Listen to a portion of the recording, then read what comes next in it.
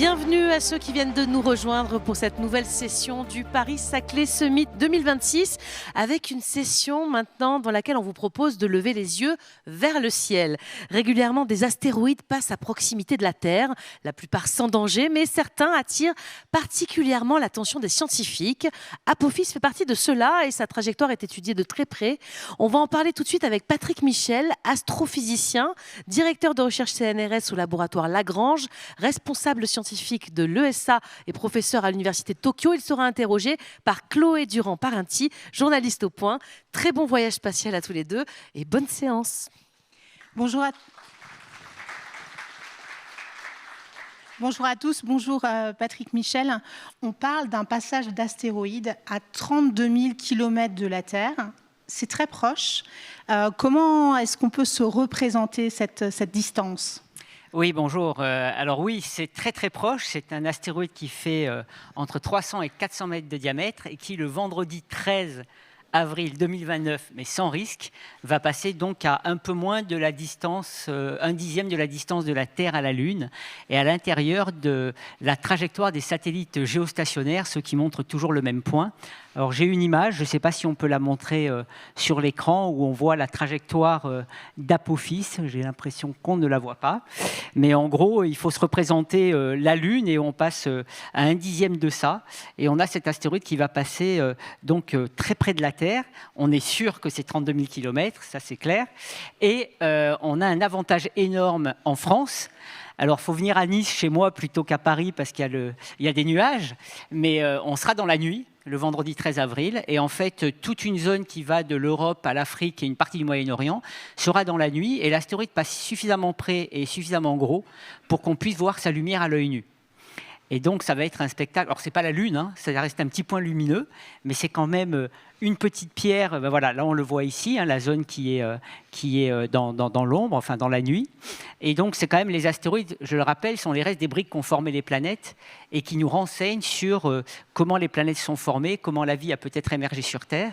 Donc, il y a aussi ce volet scientifique et de se dire qu'on a un petit point lumineux qui ne va pas nous tomber dessus et qu'on va pouvoir observer. C'est, je trouve, assez extraordinaire. On a des rares occasions de pouvoir, sans exclure quiconque, s'unir ensemble pendant un moment de communion pour lever les yeux au ciel et voir un spectacle qu'on sera les seuls à voir avant plusieurs millénaires. Où est-ce qu'on aura la meilleure vue ? À Nice. À Nice. On aura la meilleure vue là où il fait beau, là où il n'y a pas de nuages. Et plus on est au sud, ben évidemment, statistiquement, plus on a de chances qu'il fasse beau. Et ben, j'espère que Nice sera bien placé pour ça. De toute façon, il y aura des événements organisés dans le monde entier, puisque l'ONU a déclaré 2029 l'année mondiale de la sensibilisation aux astéroïdes et à la défense planétaire, justement parce que c'est un événement unique, qui n'a justement pas vocation à vous inquiéter.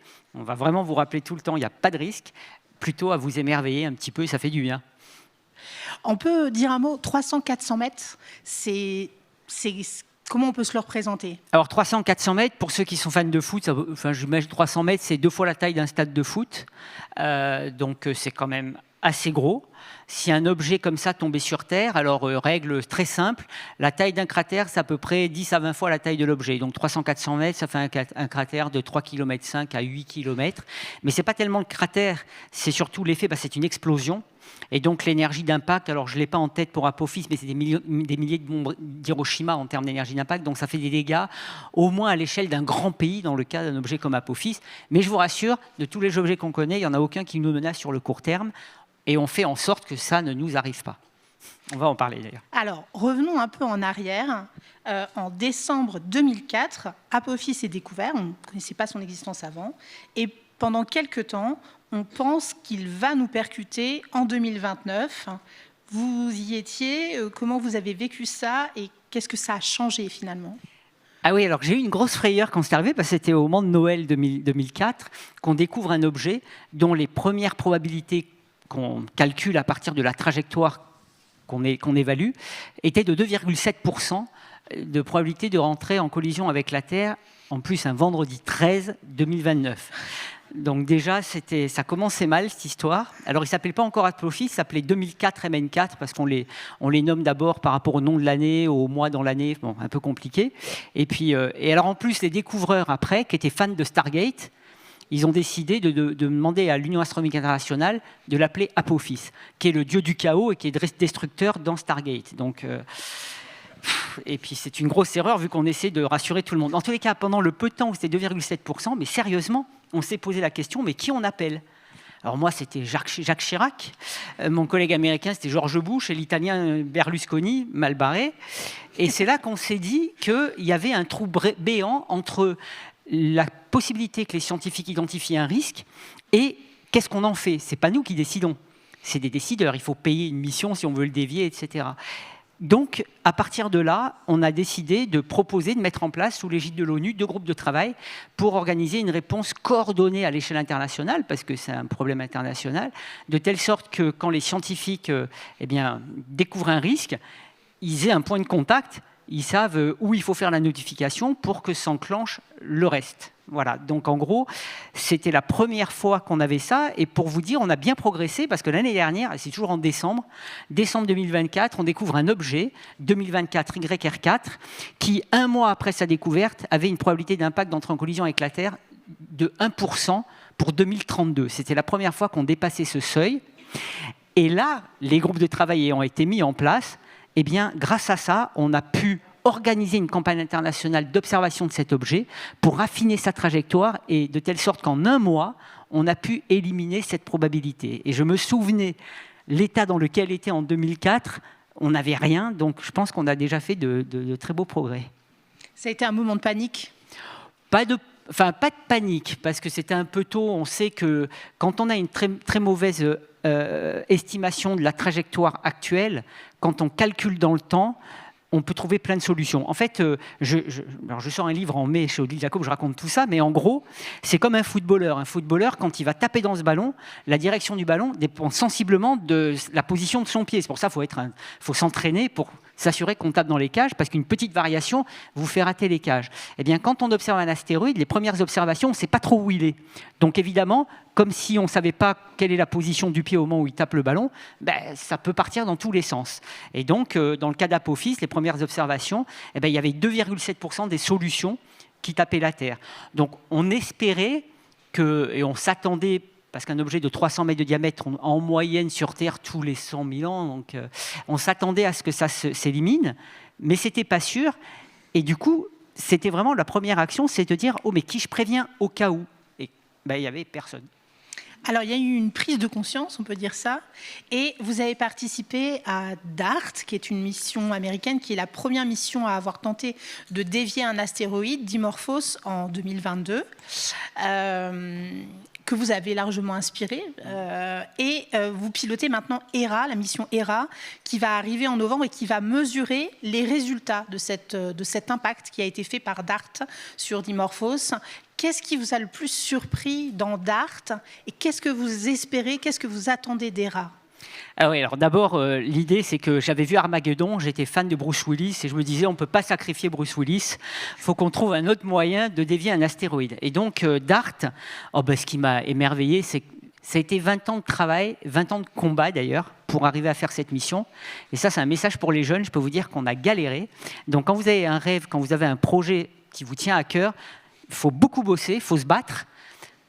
Et même si on se ramasse en cours de route, il ne faut pas avoir des échecs, c'est normal. Par contre, ce qu'il faut, c'est apprendre de ces échecs. Et donc, quand on rebondit, on corrige le tir. Et puis au final, au bout de 20 ans, on a réussi à faire ceci, c'est-à-dire envoyer une sonde dont là, vous voyez les images de la caméra, qui est à bord d'une sonde de 580 kg, qui est en train d'aller à 24 000 km/h sur le petit. Donc celui qui est à droite, là où il y a le point vert, de façon autonome, elle se guide. Le film est saccadé parce qu'elle ajuste sans arrêt ses propulseurs pour toujours garder le petit dans le centre. On est à 11 millions de kilomètres de la Terre, donc c'est complètement autonome. Et là, se révèlent à nous les vraies images de l'astéroïde, petit à petit, qui correspondaient d'ailleurs pas du tout à ce qu'on avait dans la tête. Et j'ai un film où on me voit dans la salle d'opération aux États-Unis en train de crier comme un gamin avec toute l'équipe quand on découvre les nouvelles images et on se sent humblement appartenir à l'histoire parce que c'est la première fois que l'humanité dévie un corps de sa trajectoire dans l'espace. Et puis de voir que là, on savait que ça allait réussir parce qu'il y a écrit Precision Locked, donc la précision est bloquée sur Dimorphos. Et de voir ça, je souhaite à tout le monde de vivre ces moments-là, c'est complètement incroyable. Et donc ça a permis de démontrer qu'on est capable de guider une sonde de façon autonome sur un corps de 150 mètres de diamètre dont on ne connaît rien au départ, à part sa taille, mais même pas sa forme. Donc c'était ça le challenge, et ça a parfaitement réussi, avec vraiment un enthousiasme incroyable, et c'est déjà une première étape. Ça montre que, enfin, peut-être le dire maintenant, mais le risque d'impact d'astéroïdes, on s'en occupe alors qu'il n'y a pas de raison de s'en préoccuper puisqu'on n'a pas de menace identifiée. Par contre, on a une chance énorme, c'est que par rapport aux autres risques naturels, à bien d'autres risques naturels, on peut prédire et prévenir ce risque avec des moyens qui sont raisonnables. On n'a pas besoin de lever des verrous technologiques. Par contre, il y a énormément d'étapes. Il faut apprendre à interagir avec ces objets, les comprendre, qui sont très complexes, et puis s'organiser de façon internationale. Mais ça, c'est faisable. Et on a le temps de le faire, et il faut le faire avant d'en avoir besoin, parce que ça prend du temps. Donc notre idée, c'est sans s'affoler, d'élaborer un plan qui permettra aux générations futures, parce qu'on sait que sur le long terme, ça se reproduira, de ne pas avoir à improviser. Et je pense toujours aux dinosaures qui auraient rêvé d'avoir une agence spatiale, qui n'avaient pas, et voilà. Alors, vous avez dit il faut apprendre à interagir avec eux. Les astéroïdes, est-ce qu'ils se comportent comme on l'imagine? Est-ce qu'ils sont ce qu'on voit? Pas mal de surprises. Oui, alors effectivement, on a compris avec des missions passées, je vais vous montrer des images après, qu'ils ont un comportement contre-intuitif. En fait, ils sont tellement petits qu'ils ont très peu d'attraction de surface. Moi, pour sauter de la Terre et tomber, il faut que j'aille à 11 km par seconde, c'est une dizaine de milliers de km/h. Sur un astéroïde comme Dimorphos que vous voyez là, il faut que j'aille à 6 cm par seconde. Donc ça veut dire que là, en m'excitant sur ma chaise, je suis déjà en orbite. Donc du coup, le comportement qui est soumis aux mêmes lois de la physique que sur Terre, ça, il n'y a pas de problème, mais il est dans un environnement tellement différent que du coup, il est différent et nous, on n'a pas l'intuition parce qu'on a tous les jours l'expérience de la gravité terrestre. Donc, on a fait des interactions avec l'astéroïde et je vais vous montrer. Et tout de suite, d'ailleurs, on va le faire comme ça. Je voulais pas ça, mais on va voir. Voilà, donc ça, c'est un corps qui s'appelle Bennu sur lequel on a récolté des échantillons. Regardez ces images incroyables. On a 300 millions de kilomètres de la Terre, donc à 1000 fois la distance de la Terre à la Lune. On a l'impression d'être sur un champ de roches à côté de chez nous. Regardez toutes ces roches. Donc moi, quand je vois des rochers comme ça, je me dis ça va être dur. Si je marche dessus, je vais me faire mal aux pieds. En réalité, quand la sonde a récupéré un échantillon en allant délicatement sur la surface, en posant un cylindre qui a dégazé de l'azote pour entraîner la poussière dans le cylindre, en fait, la sonde, elle n'a rien ressenti. Elle s'est enfoncée comme si on était dans un beurre mou, alors que ça a l'air dur. Donc là, on s'est dit, oula, il y a un problème. Il y a un truc qu'on ne comprend pas bien. Et effectivement, alors grâce à ces interactions, on commence à comprendre. Et donc, dans le cas de DART, c'est la même chose. Là, l'impact a eu lieu. Malheureusement, non, c'était l'idée, la sonde a explosé dans l'astéroïde. Donc du coup, les dernières images, d'ailleurs, quand vous les voyez sur le film, c'est tout bleu, parce qu'en fait, elle n'a pas eu le temps de rapatrier les images, elle a explosé. Donc on ne sait pas dans quel état est cet astéroïde, et on sait que c'est contre-intuitif. Et là, on a une chance énorme, c'est que cette année, et on va vous partager ça avec vous, on a la sonde ERA, dont je suis le responsable scientifique, qui est la sonde de l'Agence spatiale européenne, qui va nous dire maintenant à quoi ressemble ce Dimorphos qui a été impacté.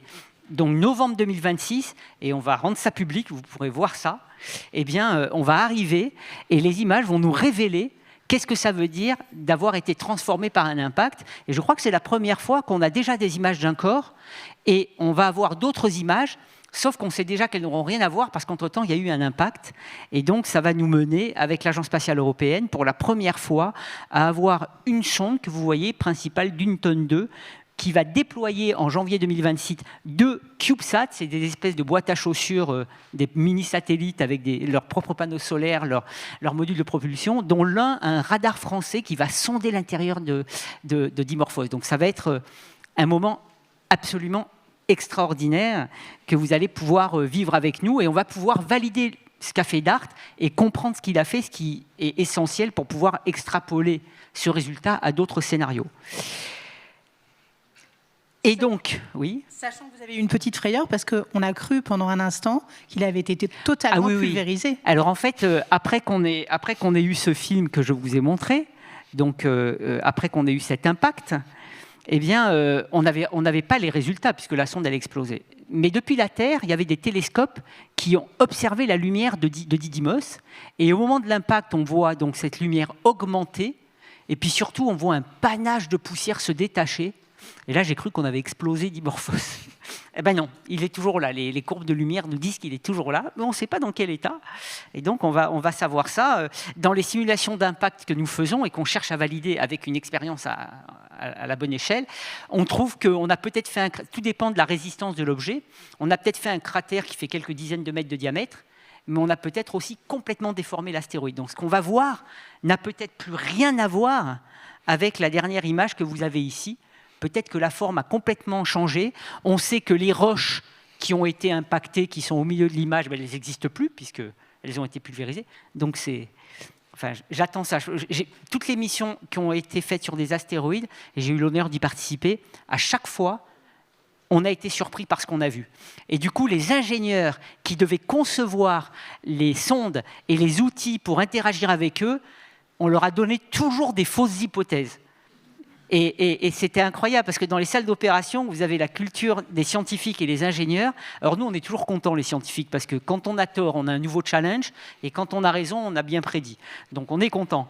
Par contre, les ingénieurs, quand ils doivent, à un moment donné, complètement changer leur truc, parce que, par exemple, sur le cas de Osiris-Rex que vous voyez ici, on leur avait dit, vous inquiétez pas, ça sera lisse comme les plages de Saint-Tropez.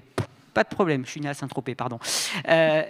Eh bien non, il n'y avait que des rochers. Donc nous, on était super contents. On dit « Waouh, on n'avait rien compris, c'est génial !» Puis ils nous regardaient « Ouais, enfin, maintenant on fait comment ?» Bon, ils ont quand même réussi et j'ai vraiment une grande reconnaissance pour les ingénieurs parce qu'ils trouvent des solutions. Vous savez, comme quoi, il n'y a rien qui est impossible. Il suffit de se dire « On n'a pas le choix, il faut qu'on trouve. » On se met tous ensemble, on bosse et on finit par trouver des solutions. Et moi, ça me donne de l'espoir pour les problèmes sur Terre. Parce que quand je vois ce qu'on arrive à faire dans l'espace, des défis qui paraissent impossibles, je pense que si on s'y met tous bien, on doit pouvoir réussir à résoudre certains problèmes sur Terre. Alors si on revient à Apophis maintenant, vous allez aussi lancer la mission Ramsès, qui est une mission franco-japonaise, en avril 2028, pour accompagner, escorter Apophis quand il va passer près de la Terre, et nous le montrer en même temps qu'on le verra dans le ciel. C'est en quoi consiste exactement cette mission ? Qu'est-ce que vous allez observer et pourquoi est-ce que c'est aussi important ? Alors là, la nature nous fait un cadeau magnifique. Parce que ce que je vous ai dit, c'est que à chaque fois qu'on a interagi avec les astéroïdes, en fait, le comportement n'était pas celui attendu. Ce qui a des tas d'implications aussi bien scientifiques que pour s'en protéger. Mais toutes les interactions, jusqu'à présent, ont été faites par nous, soit pour récolter des échantillons, soit pour taper dedans avec une mission. Là, dans le cas de ce qui se produit en 2029, la nature fait le travail pour nous.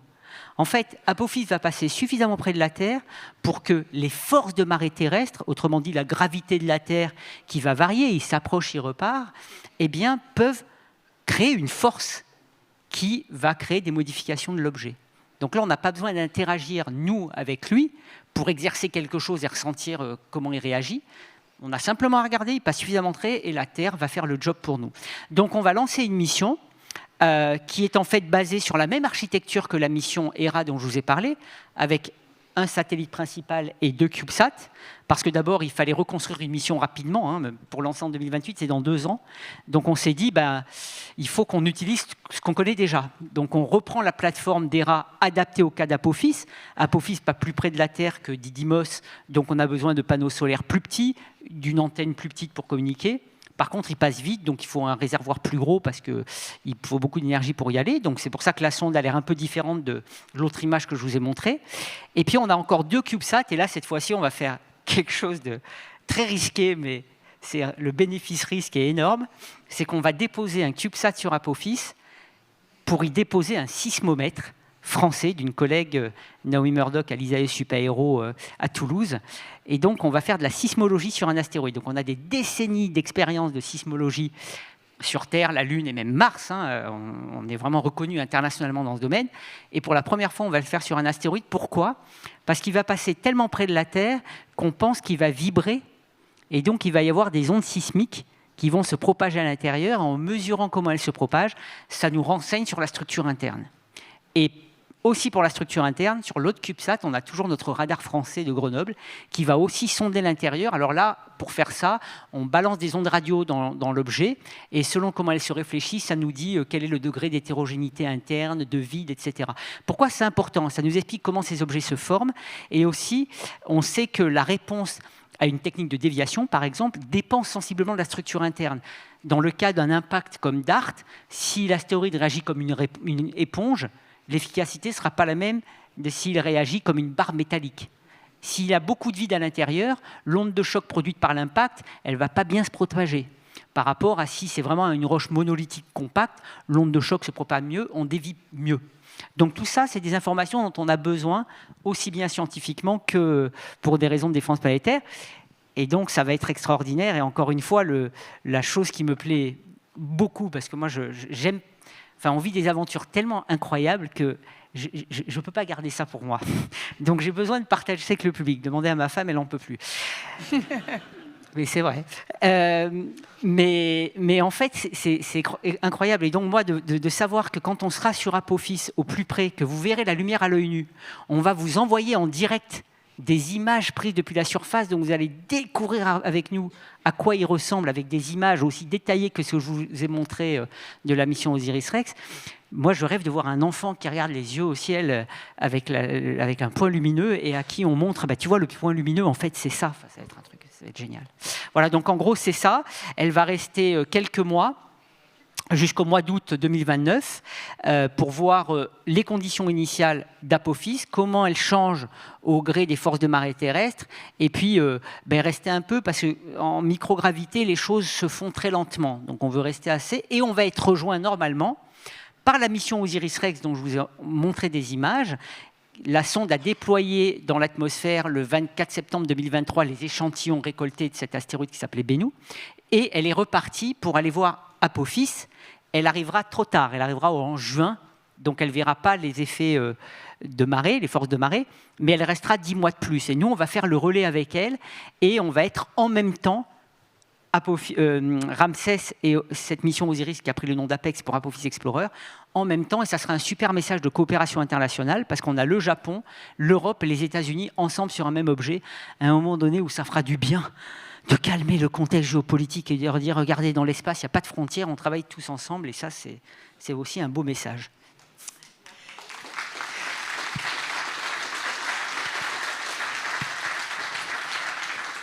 Alors, une dernière question, on essaiera de laisser un peu d'espace pour les questions.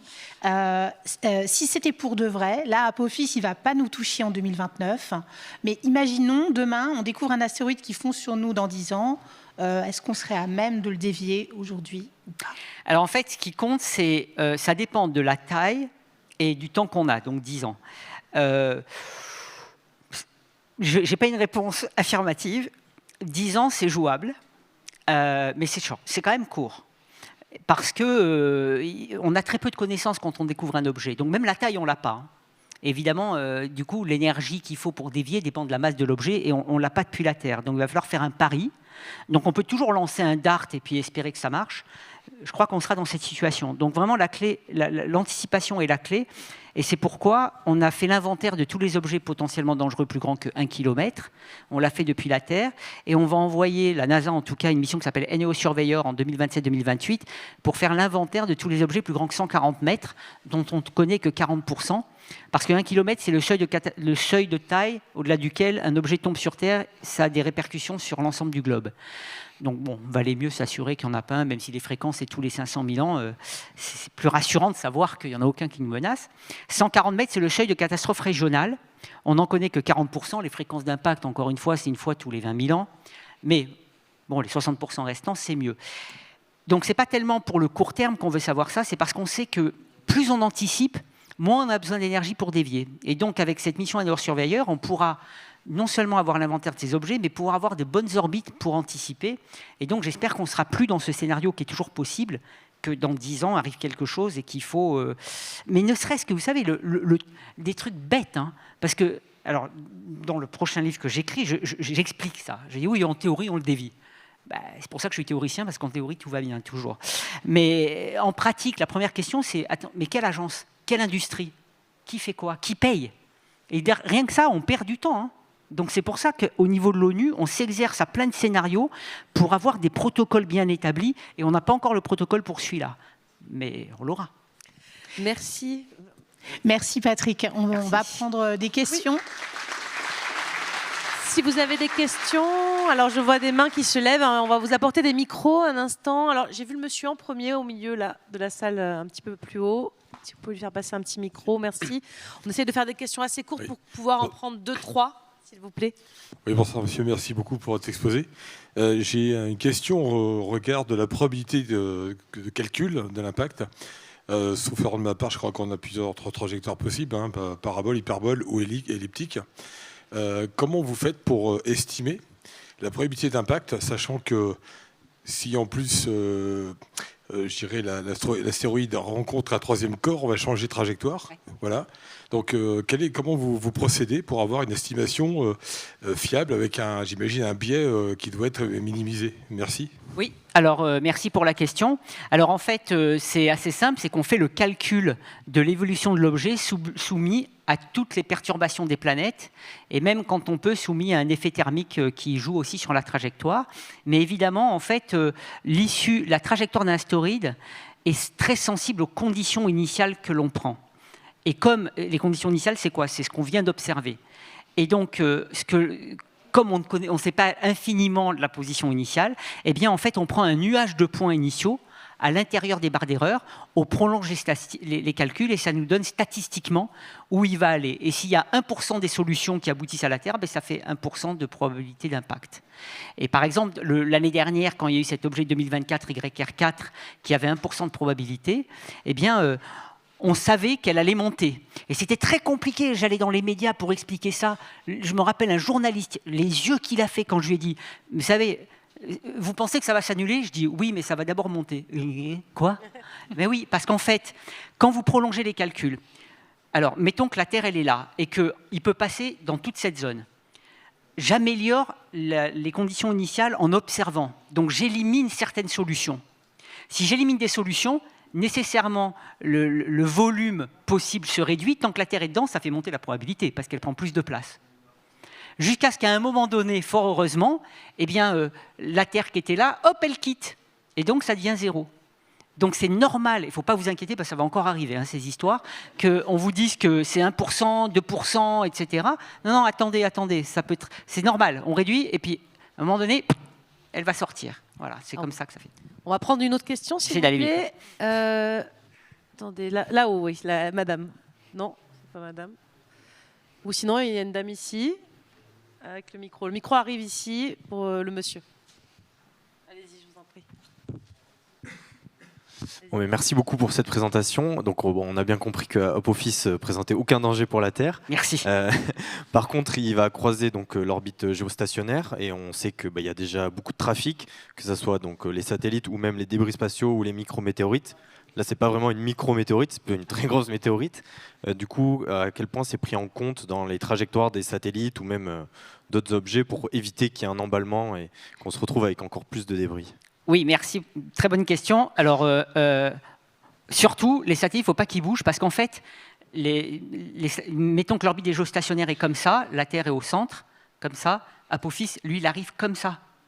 Donc, il passe plus près, mais il ne les croise pas parce qu'il arrive suffisamment incliné. Donc voilà, donc c'était histoire de faire une petite frayeur à ceux qui ont des satellites, mais en fait, il n'y a pas de risque. Allez, une dernière question. Voilà, monsieur. Si vous en avez d'autres après, alors voilà le businessman. Oui. Je fais la dédicace de mon livre après. Vous pouvez faire la compléter. Allez-y pour la dernière question. Bonjour. Quand la sonde a impacté Apophis, si un morceau d'Apophis avait menacé la Terre? Pas Apophis, c'était Dimorphos. Vous auriez fait quoi? Alors, c'était pas Apophis. La sonde, elle a impacté. Oui. S'il y avait un morceau qui s'était détaché, avait menacé la Terre, vous auriez fait quoi? Alors, en fait, c'était pas possible. Et vous pourrez lire ça dans mon livre publié déjà, où je raconte pourquoi on a choisi, parce que on n'avait pas eu le temps. Chloé m'a demandé d'être court, elle avait bien raison, parce que vous voyez, je suis très bavard. En fait, on a tapé sur la petite lune d'un astéroïde. En fait, il y a 15% des astéroïdes qui sont comme la Terre et la Lune en petit. Donc ici, Didymos faisait 800 mètres de diamètre et on a tapé sur la petite Lune qui tourne autour de lui, qui fait 150 mètres. Pourquoi? Parce que justement, quand on ne savait pas trop ce qu'on allait faire, on ne voulait pas dévier de la trajectoire autour du Soleil un corps pour créer le risque qu'on cherche à éviter. On savait qu'en tapant sur le petite Lune, quoi qu'il arrive, même si on le détruit, quoi que ce soit, il y avait aucune les morceaux seraient tombés sur l'autre, qui était très près. Merci Patrick Michel, merci beaucoup Merci. Chloé. Donc je signale effectivement que Patrick Michel sera en dédicace dès maintenant à la librairie à l'extérieur de cette salle, si vous souhaitez prolonger la discussion avec lui, pour vous dédicacer son ouvrage à la rencontre des astéroïdes chez Odile Jacob. Et moi je vous donne rendez-vous à 18h ici même en salle André Michelin pour une nouvelle session avec 4 invités de marque, 4 jeunes chercheurs qui inventent le futur. Ça s'annonce passionnant, alors à tout à l'heure.